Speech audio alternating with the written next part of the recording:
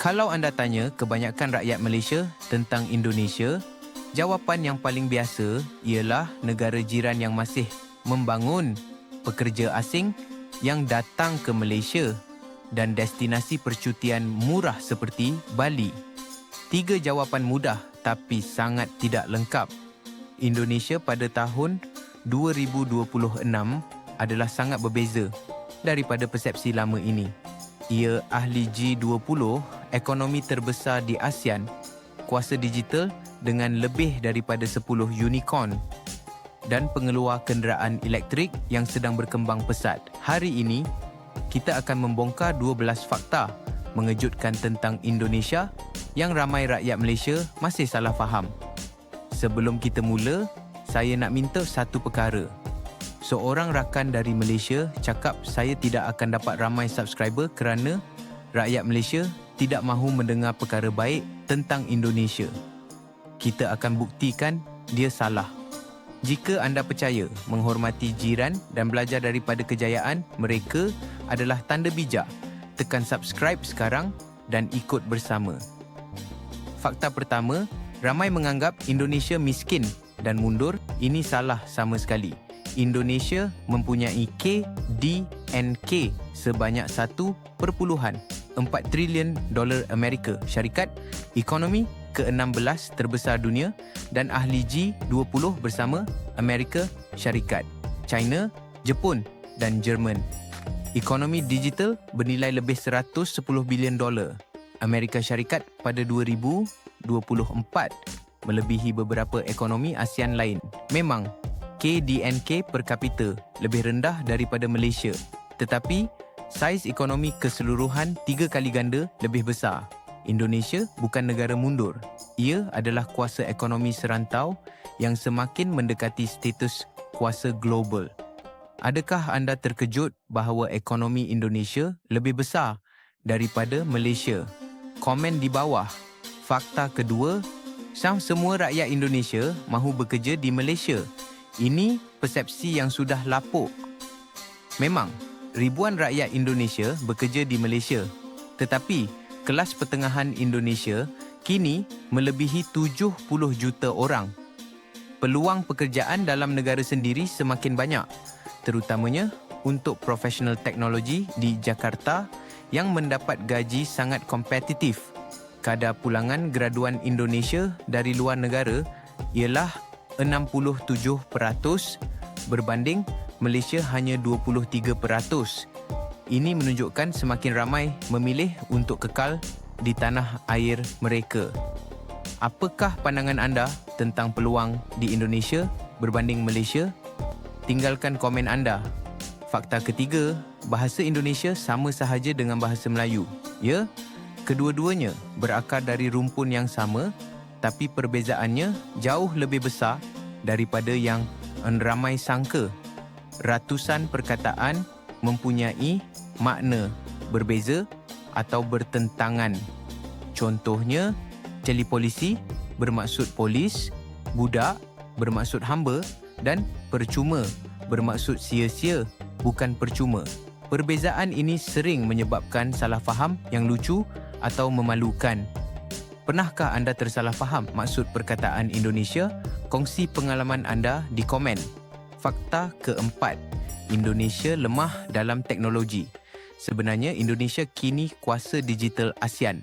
Gojek dan Tokopedia bergabung menjadi Boto Group, sebuah super app yang mengubah cara rakyat hidup. Traveloka menyaingi platform tempahan terbesar di ASEAN. J dan T Express beroperasi di 13 negara. Dan Zandit memproses pembayaran bernilai berbilion dolar.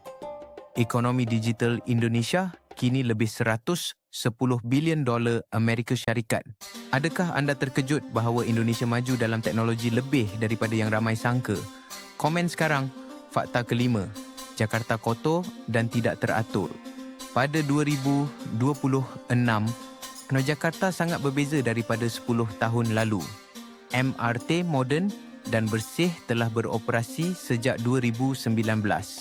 Transjakarta, BRT terbesar dunia, mengangkut lebih 1 juta penumpang setiap hari dan CBD adalah daerah perniagaan bertaraf dunia. Ya, cabaran banjir dan kesesakan masih ada. Tetapi transformasi bandar ini sangat ketara. Bilakah kali terakhir anda melawat Jakarta? Jika lebih daripada 5 tahun lalu, persepsi anda mungkin sudah ketinggalan. Komen pengalaman anda. Fakta ke-6, makanan Indonesia sama sahaja dengan makanan Malaysia. Kedua-duanya berkongsi beberapa hidangan seperti rendang, sate dan nasi goreng, tetapi Indonesia mempunyai lebih 300 kumpulan etnik dan kepelbagaian masakan yang luar biasa. Dari rawon Jawa Timur, papeda Papua, Makassar dari Sulawesi, babi guling dari Bali, pempek dari Palembang, hingga soto Betawi dari Jakarta, setiap wilayah mempunyai masakan unik yang ramai rakyat Malaysia tidak pernah rasa. Pernahkah anda mencuba hidangan asli Indonesia yang unik? Kongsi pengalaman anda. Fakta ke-7, Indonesia tidak demokratik. Indonesia adalah demokrasi ketiga terbesar dunia selepas India dan Amerika Syarikat. Lebih 190 juta pengundi berdaftar, pilihan raya presiden secara langsung dan peralihan kuasa secara aman sejak 1998. Kebebasan akhbar dan masyarakat sivil yang aktif menjadikan Indonesia contoh demokrasi besar dan kompleks. Adakah anda tahu tentang skala demokrasi Indonesia? Komen pandangan anda. Fakta ke-8, pendidikan Indonesia lemah. Universitas Indonesia dan Universitas Gajah Mada berada dalam ranking QS dunia dan program LPDP menghantar ribuan pelajar ke Harvard, Oxford, Cambridge dan MIT setiap tahun. Penerbitan penyelidikan meningkat 3 kali ganda dalam dekad terakhir dan 67% graduan pulang membawa ilmu dan jaringan global. Malaysia ada program setara. Tinggalkan pandangan anda di komen. Fakta ke-9, Indonesia tidak mempunyai jenama global. Indomie dijual di lebih 100 negara, Kopiko di lebih 80, Bali terkenal sebagai destinasi global, J dan T beroperasi di 13 negara dan jenama streetwear Erigo dipamerkan di New York Fashion Week. Indonesia adalah pengeksport kelapa sawit dan arang batu terbesar dunia. Adakah anda terkejut dengan capaian global Indonesia? Kongsi pendapat anda. Fakta ke-10, infrastruktur Indonesia jauh ketinggalan. MRT, Jakarta yang bersih dan moden. Transjakarta, BRT terbesar dunia. Nusantara Ibu Kota Baru sedang dibina. 12,000 km kabel gentian optik. Transjava dan Trans Sumatra. Dalam beberapa aspek, To Indonesia bukan sahaja mengejar Malaysia, malah sudah melepasi beberapa standard. Apakah pendapat anda tentang pembangunan infrastruktur Indonesia? Komen di bawah. Fakta ke-11, hubungan Malaysia-Indonesia ialah abang-adik dengan Malaysia sebagai abang. Pada 2026, ekonomi Indonesia 3 kali ganda lebih besar daripada Malaysia. FDI 3 kali ganda, populasi 8 kali ganda, ekonomi digital 3 kali ganda. Ahli G20, hubungan kini lebih tepat digambarkan sebagai rakan setara yang saling melengkapi. Adakah anda masih melihat Indonesia sebagai adik atau sudah menerima realiti baru ini? Tinggalkan komen jujur anda. Fakta ke-12 dan terakhir, kebangkitan Indonesia adalah ancaman kepada Malaysia. Ini salah faham paling berbahaya kerana ia menghalang kerjasama dan mencipta ketakutan tidak perlu. Dan kebangkitan Indonesia sebenarnya adalah peluang. Pasaran 270 juta orang yang semakin kaya membuka peluang untuk produk dan perkhidmatan Malaysia. Pelaburan di Indonesia mencipta rantaian bekalan yang melibatkan syarikat Malaysia dan pembangunan infrastruktur membuka peluang untuk kontraktor dan perunding Malaysia. Indonesia yang lebih kuat bermakna rantau yang lebih menarik untuk semua. Apakah pendapat anda tentang peluang ini? Komen di bawah.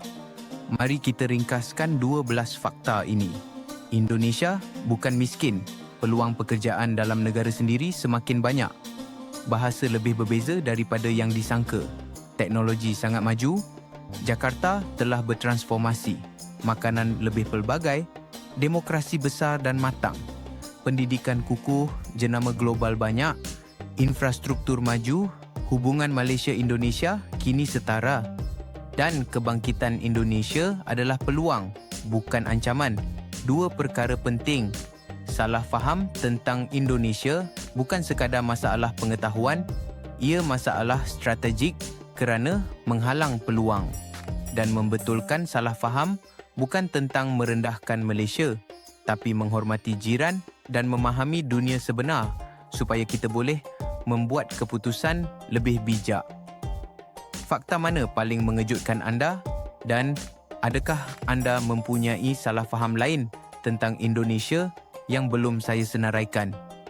Tinggalkan komen sekarang. Jika video ini mengubah cara anda melihat Indonesia, tekan like dan subscribe kerana setiap minggu kita akan membuka minda dan betulkan persepsi. Salah faham ialah tembok dan meruntuhkannya bermula dengan kesediaan untuk mendengar kebenaran, walaupun mencabar apa yang kita selalu percaya.